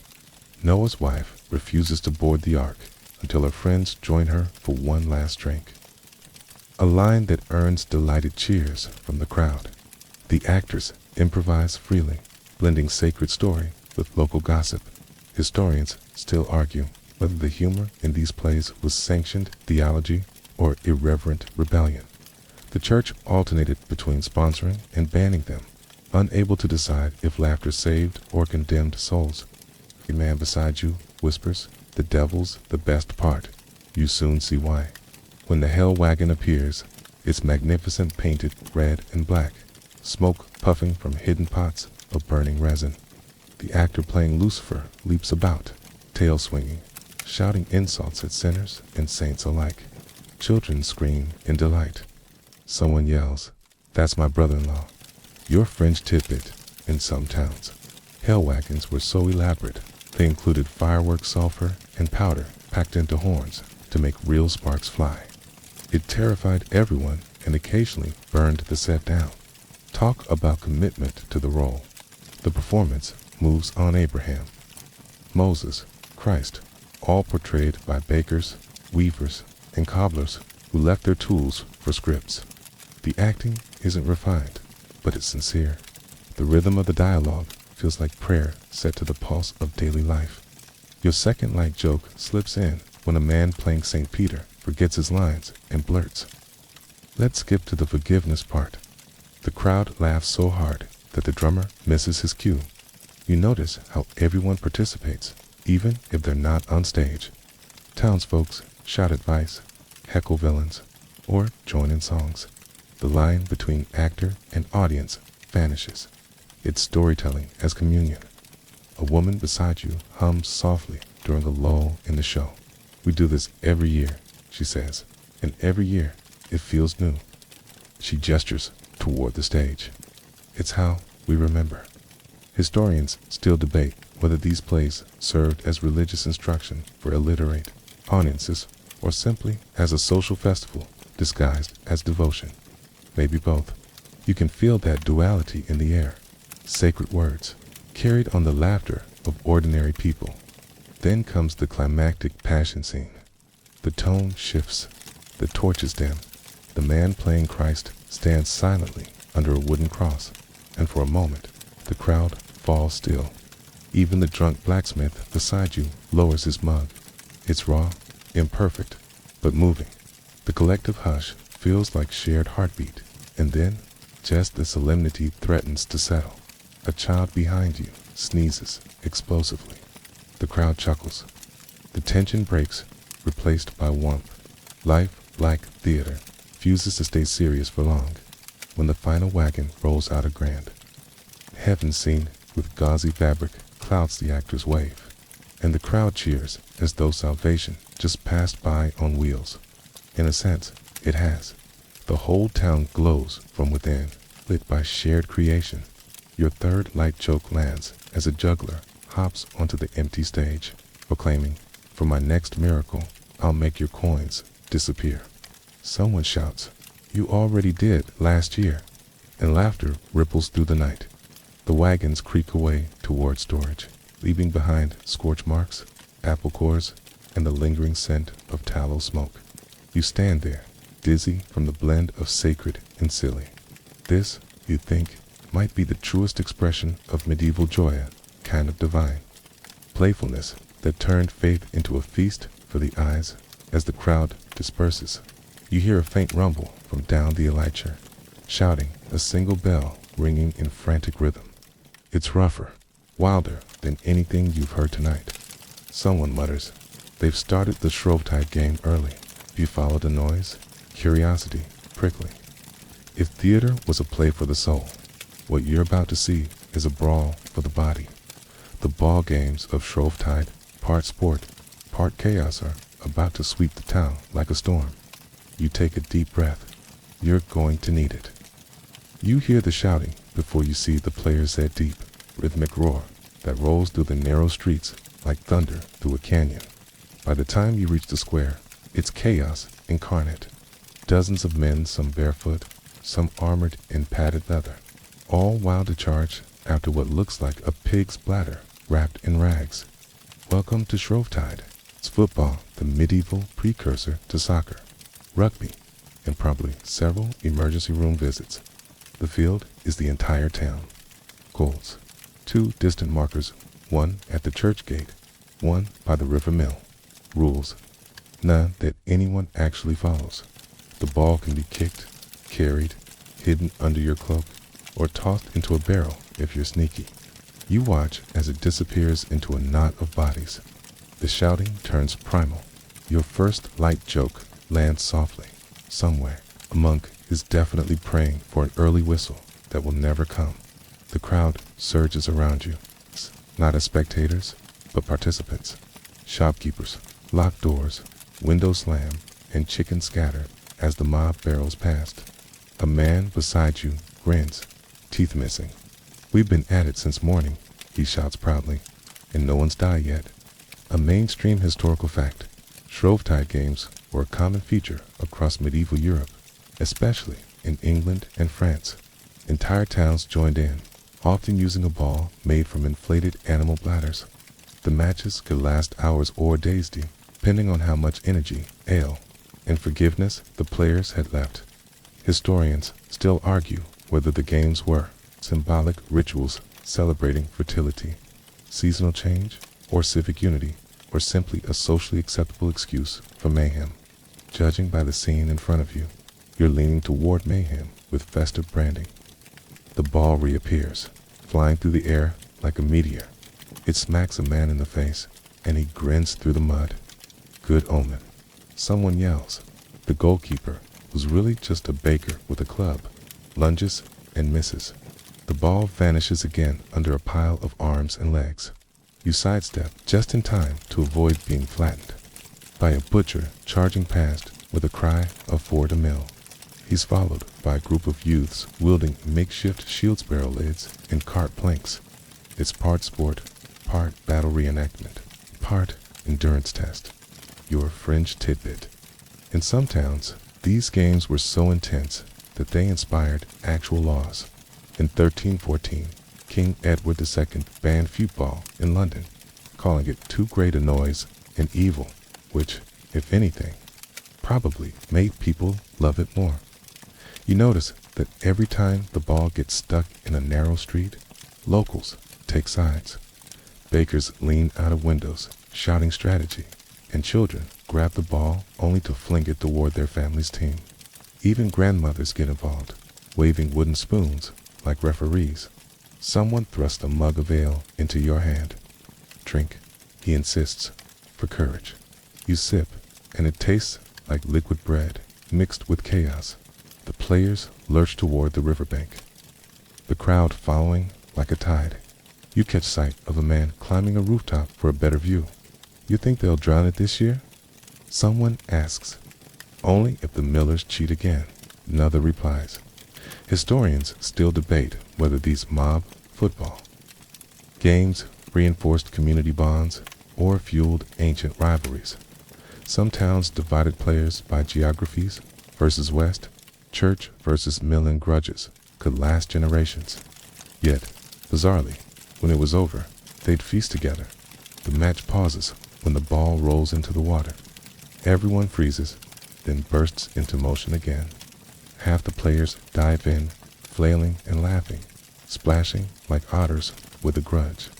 You can't help but laugh, too. It's impossible not to. Your second light. Joke finds its moment. Congratulations, you've invented water polo centuries early. Eventually, the ball emerges downstream in the arms of a triumphant youth, mud-caked but beaming. He stumbles toward the mill goal while everyone else chases, shouting curses and blessings in equal measure. The noise crescendos as he slams the ball against the gate. Victory. A horn sounds and the game dissolves into cheers. Players hug, groan, and collapse. One man limps by with a split lip and a grin. "Good year," he says, as if they've just completed a polite round of chess. Children dart in to collect the remains of the ball. The winning side hoists the scorer onto their shoulders, parading him through the streets like a muddy saint. Ale flows again. Music starts, drums, bagpipes, and voices rough from shouting. You wander through the celebration, realizing that this wasn't just sport. It was release, a ritual emotion, laughter, and shared exhaustion that gave structure to chaos. After months of labor, taxes, and sermons, they needed something primal. You spot a man carving a whistle from a reed. "For next year," he tells you proudly. unless they ban it again. As the crowd begins to disperse, you follow the sound of pipe music to a nearby field where another kind of spectacle is underway. This one gentler, but no less strange. Villagers have gathered for a dance. Ribbons twist in the torchlight, feet stamp in rhythm, and someone shouts, "Join in." Your third light joke sneaks in as you're pulled by the hand into a circle of dancers. You came to watch history, not pull a hamstring. But you go anyway, letting the rhythm carry you. The steps are simple 3 forward, 2 back, spin, laugh, repeat. The air smells of grass and smoke. The stars pulse above, and the music hums through your chest. This is the medieval version of a rave, you realize. No glow sticks, just fireflies. No DJ, just a fiddler with endless stamina. The same joy, though the collective heartbeat of people who've survived another season. Historians still argue whether these dances had pagan roots or were purely social, question-approved affairs. Whatever their origin, they clearly worked. Even the priest watching from the edge is smiling, albeit tightly, that as dawn begins to gray the horizon. The players of the day's wild game and the dancers of the night merge in the field mud. Laughter and music blending into something timeless. You realize you've just witnessed the entire medieval spectrum of fun, from brawl to ballet. And as the first rooster crows, some calls out, "Next week, the tournament." Cheers rise again.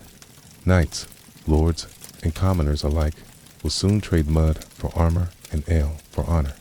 You can already hear the clang of practiced swords on the morning air. Time to see how they turned combat into entertainment. The dawn mist still clings to the fields as you approach the meadow where tents bloom like silk flowers in the pale light. Banners ripple, each painted with crest lions, eagles, crosses, dragons. The ground smells of trampled grass and horse sweat, the unmistakable perfume of competition. Welcome to the tournament. Medieval Europe's answer to both the Olympics and professional wrestling. A herald's trumpet splits the morning. You flinch, nearly spilling your cup of watered wine, as riders thunder into views, teal-clad visors gleaming, lances upright like a forest of spears. You've seen jousts in movies, but those were tidy, rehearsed. Here, it's raw, loud, and faintly ridiculous. Your first light joke slides in naturally. Imagine paying rent in splinters and concussions, because that's basically this. The knights circle the field, their squires scurrying to adjust straps and polish crests. You overhear one complain, "His armor's heavier than my sins," which earns a sympathetic snort from another. A group of ladies waves ribbons, ready to toss them toward their favorite tokens of affection or excellent PR, depending on who you ask. A mainstream historical fact. Tournaments in the 12th and 13th centuries were massive social events. Nobles traveled days to compete, and towns thrived on the influx. Merchants sold everything from roast goose to perfume. Poets composed verses about their patrons' valor. Even the church, after years of frowning, learned to tolerate them, especially when proceeds funded crusades or cathedral repairs. You wander past a line of booths, a blacksmith hammering last-minute repairs, a falconer showing off a bird with eyes sharp as glass, a juggler balancing knives on his chin.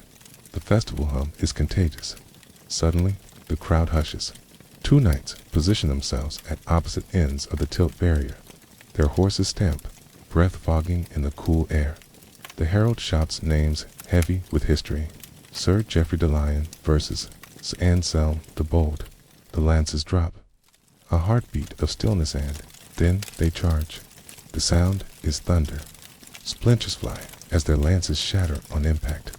One knight reels, almost unhorsed, but recovers just in time. The crowd erupts, waving flags, shouting wagers. Historians still argue whether tournaments began as legitimate military practice or as thinly veiled pageantry. Early versions were far bloodier, often degenerating into chaotic melees where dozens fought simultaneously for ransoms and prestige.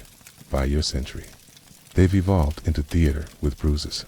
You feel the vibration of hooves through the ground as the next pair gallops. One lance glances off a helmet with a metallic shriek. The knight tumbles dramatically into the dirt. The crowd gasps, then cheers. His squire rushes over, checking if he's conscious.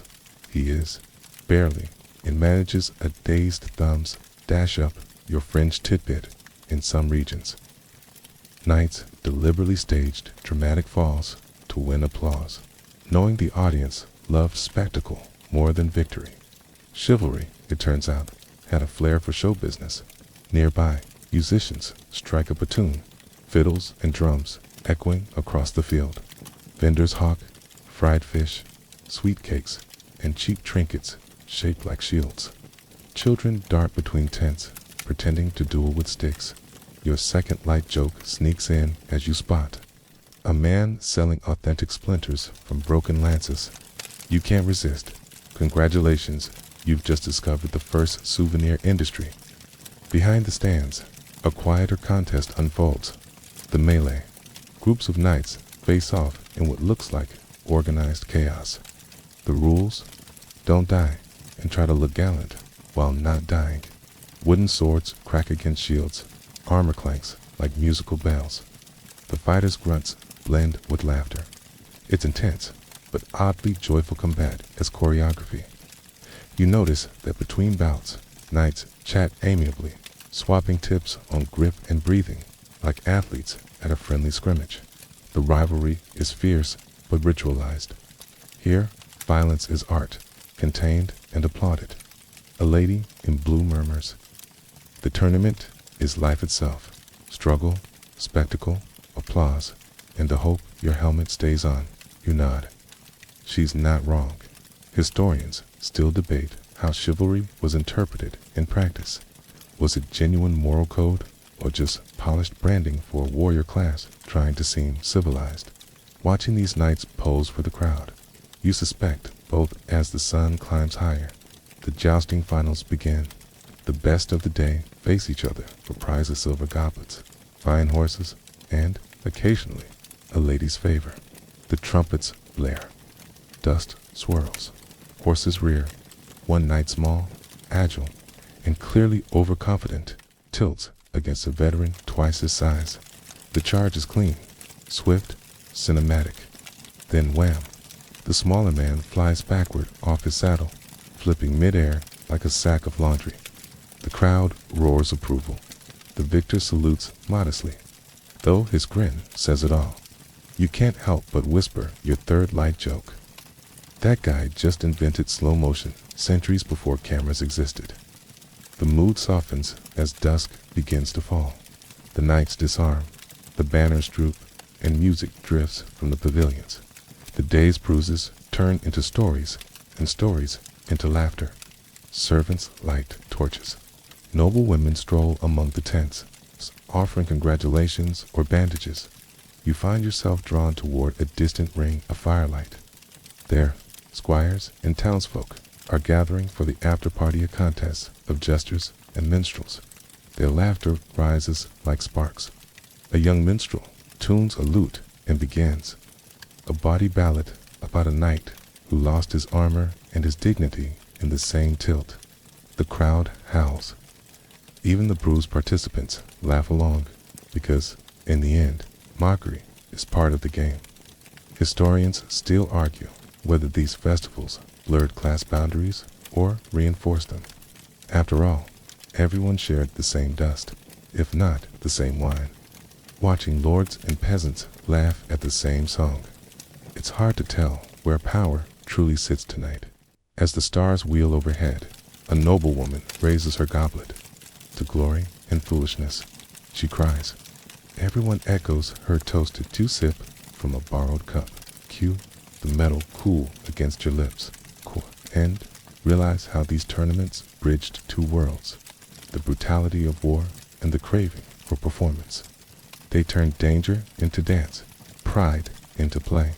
When the music finally fades, you notice a group moving toward the forest's edge. Lanterns swing, faces eager. Someone says, "The fair's starting, come see the wonders." You follow, because of course you do. After the solemnity of chivalry, it's time for the medieval carnival wear rules. And maybe reality itself. Take the night off. You leave behind the echo of armor and hooves, drawn instead toward laughter and the distant strains of a pipe. The air grows sweeter, tinged with roasted nuts and honeyed wine. Ahead, torchlight flares, revealing a riot of colored banners, tents, painted wagons, and faces painted to match. Welcome to the medieval fair, the closest thing this world has to a time-traveling amusement park. You step through the gaeta. Rough wooden arch wrapped in garlands and are instantly engulfed by noise. Minstrels strum lutes, jugglers toss knives, and somewhere a bear handler shouts for space as his shaggy companion lumbers past, wearing a tiny hat. You have no idea where to look first. Your first light joke lands easily. You came for history and accidentally walked into the world's first comic on leanest air conditioning. Mainstream historical fact. Medieval fairs, especially in towns like Champaign or Frankfurt, were massive economic and cultural events. Merchants traveled for weeks to set up stalls, bringing spices, silks, armor, and gossip from every corner of Europe. They were part trade expo, part circus, part town holiday. You pass stalls overflowing with dyed cloth and exotic trinkets, amber from the Baltic, pepper from India, glass beads from Venice. A merchant waves a tiny vial under your nose, perfume from Damascus, he boasts, guaranteed to make even goats adore you. You're not sure that's the selling point. He thinks it is. The crowd surges around a stage where a jester performs somersaults. He's small, wiry, and entirely fearless, balancing a jug of ale on his head while reciting a love poem backward. The audience howls with delight. When he bows, a child throws him a crust of bread, which he catches in his teeth. Historians still argue whether jesters were entertainers or truth-tellers, licensed to mock authority. Either way, they knew how to survive. A clever joke could earn gold. A bad one could earn the stocks. You wander deeper, past fortune-tellers, reading palms by candlelight, and a puppet troupe, reenacting the latest royal scandal with alarming accuracy. Two puppets clearly meant to be the king and queen argue until one accidentally loses its head. The puppeteer sighs theatrically, so ends another reign. The audience erupts. Your fringe tidbit. Some fairs featured human curiosities travelers from distant lands. People with unusual bodies. Even wild men of the woods. Half exploitation, half fascination. They blurred the line between anthropology and spectacle. Medieval crowds paid gladly for wonder, no matter how unsettling. The scent of roasting meat hits you next. You follow it to a food stall where cooks turn entire birds on spits. A baker offers coffin pies, pastry shells filled with spiced fruit and meat. Their name far less grim than it sounds. You buy one and burn your tongue immediately. Deliciously worth it. Nearby, a preacher stands on a crate, shouting about sin, trying to compete with the noise. No one listens. He sighs, mutters a prayer, and wanders off toward the ale tent. You raise your crust and salute. Your second light joke slides in smoothly. Even the holy man's on break apparently salvation can wait until after lunch. You pause by a tent adorned with celestial charts. Inside, an astrologer in a robe of midnight blue reads, birth signs for coins. He peers at you through half-moon spectacles. You were born under a lucky star, he declares solemnly. Avoid goats and lawyers. Toot. Outside, a troupe of acrobats sets up.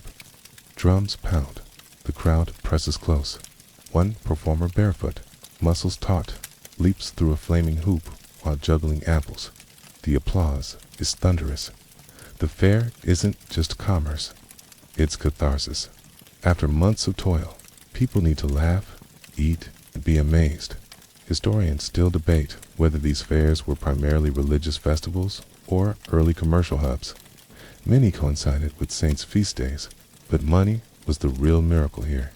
The church tolerated it, As long as tides were paid and the beer stayed mostly peaceful, you drift toward the gaming tents, where men toss dice and women play cards painted with saints. The stakes range from pennies to poultry. Fortune favors the bold, cries one gambler. His friend replies, then fortune owes me rent. The laughter is immediate. You spot a puppet of death grinning from another booth, a reminder, cup to port, that even fun here comes with a wink toward the inevitable. People line up to pay a coin and duel it with sticks. If you win, you get your coin back. If you lose, death keeps it. You hand over a penny. Death wins. Of course, your third light joke. You just got out-negotiated by a skeleton. Impressive. The sun dips low, gilding everything in amber. Torches ignite. The fair changes character softer, dreamier. Music drifts like smoke. Couples dance between stalls. Someone releases a paper lantern that floats upward, carrying whispers and wishes. A storyteller takes the stage now, her voice low and steady. The crowd leans in as she weaves a tale of knights and tricksters, of a peasant who outsmarted a king. Her words shimmer in the torchlight, and for a moment, even the jugglers stop to listen. Historians still argue whether these fairs spread more than goods, whether they carried stories, dialects, and even rebellion across borders. Each caravan left with new jokes and new songs, threading Europe together with laughter and rumor. As the night deepens, the fair edges toward the surreal. Masked dancers whirl around a bonfire. Bells jingle, shadows twist. You catch fragments of laughter, chanting, and song. For a moment, you're unsure if this is still celebration or ritual. Then a woman in a fox mask whispers as she passes, "Tomorrow will wash away the world." Her breath smells of spice and smoke. She vanishes into the crowd. You look toward the horizon. This movement torches gathering by the river. It's the festival's finale, she meant. A ritual of water, fire, and renewal. Your pulse quickens. The medieval mind loved endings that looked like beginnings. You follow the current of people toward the sound of drums and the shimmer of reflected flame, ready to see what joy looked like when it touched the sacred. You follow the tide of lanterns down the slope until the meadow gives way to water black, glassy and alive with ripples of light. The river glows from hundreds of floating candles, set adrift like stars fallen from the sky. Bells ring somewhere upriver, soft and uneven, and the crowd hums a low chant that vibrates in your chest. Welcome to the festival of renewal, that strange blend of religion and revelry where the medieval spirit turned philosophy into firelight. The air is thick with the scent of smoke, wild herbs, and wet reeds. People stand barefoot at the edge, sleeves rolled, hands cupped around candles. A priest murmurs blessings beside a group of farmers who are clearly tipsy. A child tugs at his mother's skirt, trying to launch a tiny boat made of bark. It's equal parts devotion and mischief. Your first light joke rises softly. You're never too old to accidentally set your sleeve on fire for spiritual purposes. A mainstream historical fact across medieval Europe, midsummer and spring festivals mixed pagan customs with Christian symbolism. Bonfires burned to renew the sun's strength. Water rituals promised fertility and cleansing. Church authorities tolerated them barely because forbidding joy never works for long. The drums quicken and torches are raised. A circle forms. Dancers link hands and begin a slow step around the bonfire, 3 forward to back, just like that field dance you joined after Shrovetide. Sparks leap skyward. Laughter rises with them. Historians still argue whether these fire rites were survivals of ancient solstice worship or simply human instinct. The need to burn something bright when the world feels uncertain. The truth, as usual, is probably both. You wade closer to the water's edge. Reflections, shimmer faces doubled, fire mirrored as flame and glow. A young man beside you whispers, "If your candle stays lit all the way downstream, your wish comes true." You glance at your candle. It's already sputtering, figures. You light it again from someone else's flame. That, too, feels symbolic. Dot on the far bank.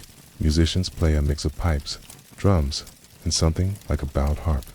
The sound rolls over the river, half lullaby, half heartbeat.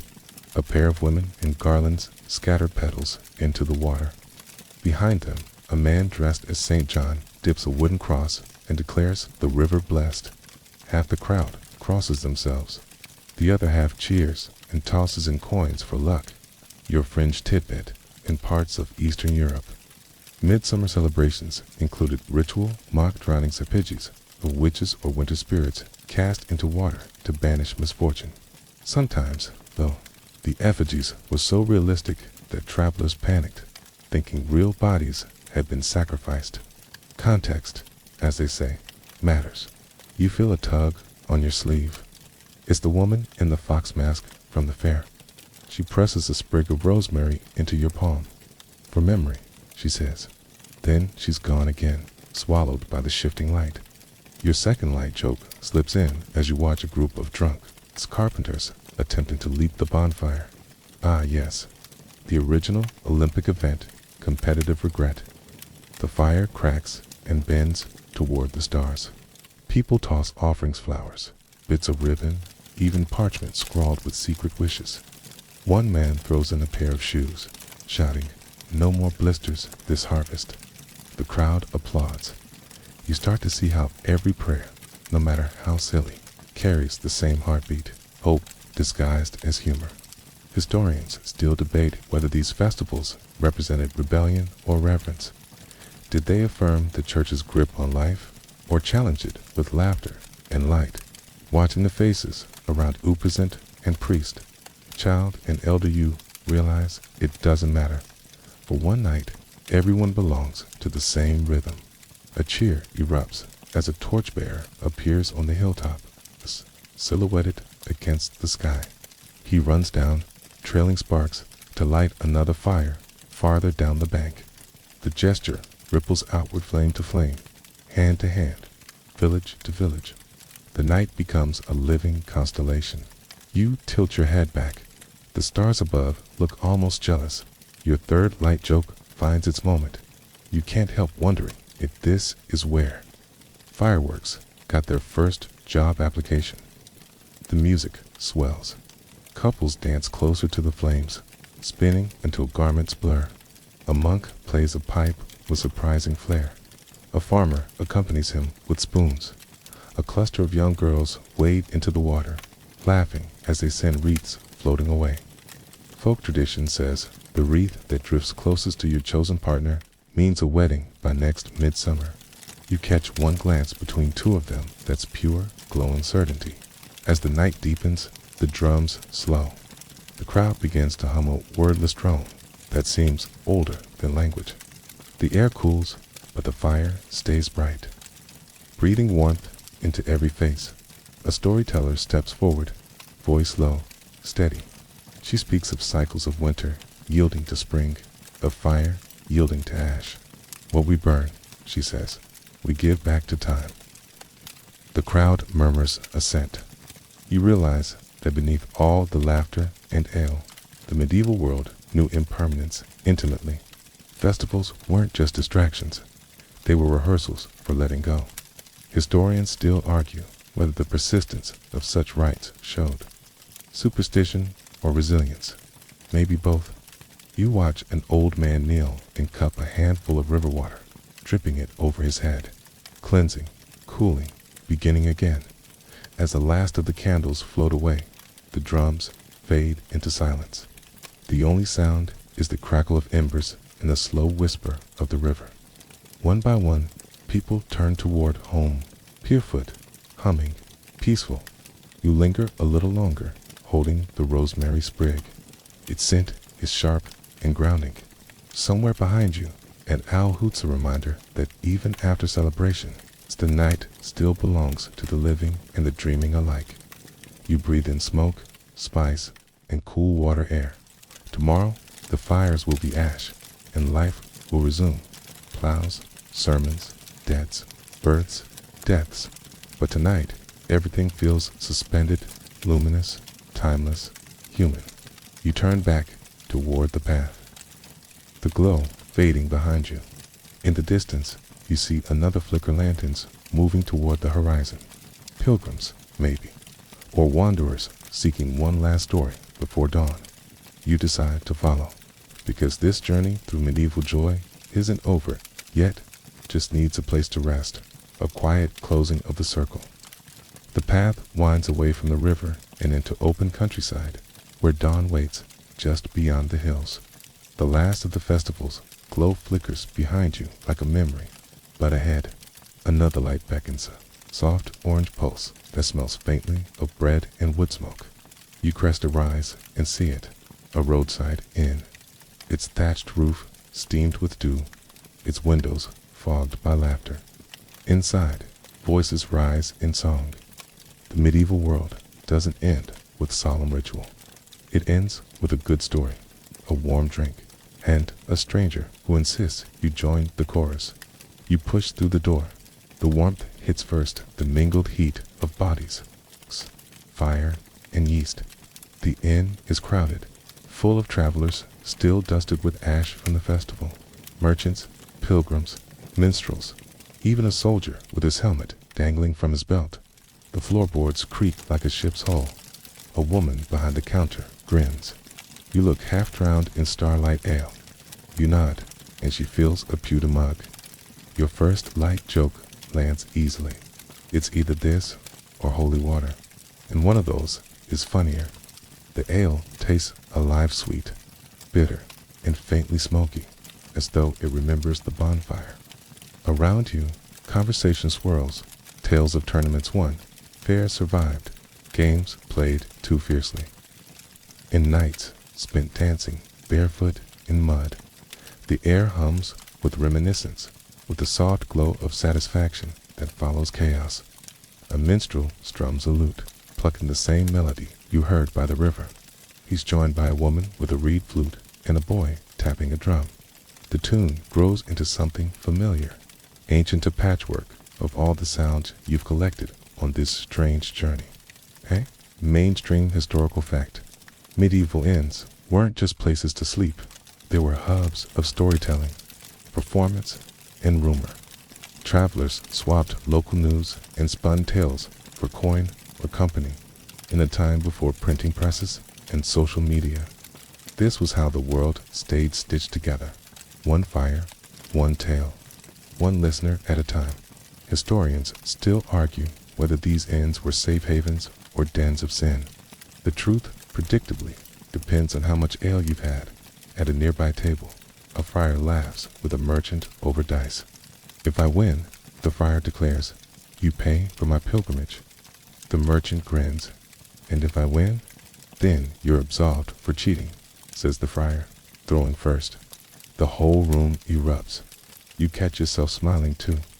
This laughter feels different, not the explosive joy of festivals or the roar of games, but the quiet relief of shared exhaustion, a kind of gentle afterglow. Your fringe tidbit in some parts of Europe. Professional storytellers called trabarans or jongleurs roamed from tavern to manor, weaving new tales out of gossip they'd overheard in places just like this. Some scholars even credit them with preserving local history disguised as entertainment. You wonder how much of tonight's laughter will become tomorrow's legend. The minstrel song shifts, it's turning slow and wistful. The room softens. The soldier at the back hums along. The innkeeper wipes her hands on her apron and joins in, her voice worn but steady. It's a ballad about a knight who traded his sword for a plow, his horse for peace. Your second light joke slips gently into the hush. Early retirement plan. Fewer dragons, more potatoes. The crowd chuckles, but the moment holds. You realize the story isn't about knighthood at all. It's about wariness and about finding joy in smaller, safer things. Historians still debate whether the medieval appetite for fun was escapism or endurance, rebellion against hardship, or a celebration of survival. Listening to this room breathe in rhythm, you think it might be both. A boy offers to refill your mug. You hand it over, watching the foam settle. You came far, he asks. You smile. Far enough. He grins. Then you've earned a good seat. He gestures to a stool near the fire. You take it. The flames whisper and shift, painting the beams in gold. The inn quiets slightly as the storyteller stands, cloak brushing the rushes. Her face is lined, her eyes bright. She begins to speak. Her tale loops through familiar things. Fairs, dances, wagers, laughter, even saints who giggle. She speaks of how people in every century find ways to make living bearable, to turn fear into festivity, hunger into games, loneliness into song. You realize she's telling your story, the one you've been walking through all night. Each scene you've witnessed flickers again in your mind. The fool juggling in the mud, the monks laughing in secret, the children hurling apples at devils on parade wagons. Every image glowing like a coal, warm and persistent. Your third light joke comes quietly as the fire pops. You were just supposed to take a bedtime stroll, not a PhD in medieval fun. The storyteller finishes. Silence settles like a blanket. Then someone claps, another joins, and soon the whole room is applauding, not wildly, but with deep, grateful rhythm. You sip the last of your ale. Outside, the first birds begin to test the morning. The sky is still dark, but pale edges creep in. The innkeeper notices you watching. Time for sleep, she asks. Almost, you say? You step outside. The air is cool, rinsed clean by dew. The road ahead fades into mist. Behind you, the laughter continues, fainter, now, but steady, okay? Like a heartbeat, you can still feel even as you walk away. And so your journey through medieval merriment ends here not with spectacle or flame, but with the simplest of all pleasures, warmth, company, and the feeling that stories, somehow, keep us all lit from within. The night grows softer now. The sounds of the inn drift behind you, muffled song, the crackle of logs, the faint clatter of mugs being stacked away. The road beneath your feet hums with leftover warmth from the fires of everything you've seen. You picture them again, candles floating on rivers, dancers in the torchlight, scholars arguing over angels, fools bowing in the mud, nights glittering like dawn on metal. Each one a heartbeat from another world distant, yet not so different from your own. The air smells faintly of rosemary, just as it did by the river. You hold that scent in your lungs for a moment longer than necessary, the way you hold the last note of a song you love. Now, let it fade. Let the laughter soften into a hum, the clamor of games become distant waves, the flicker of fire settle into ember glow behind your eyelids.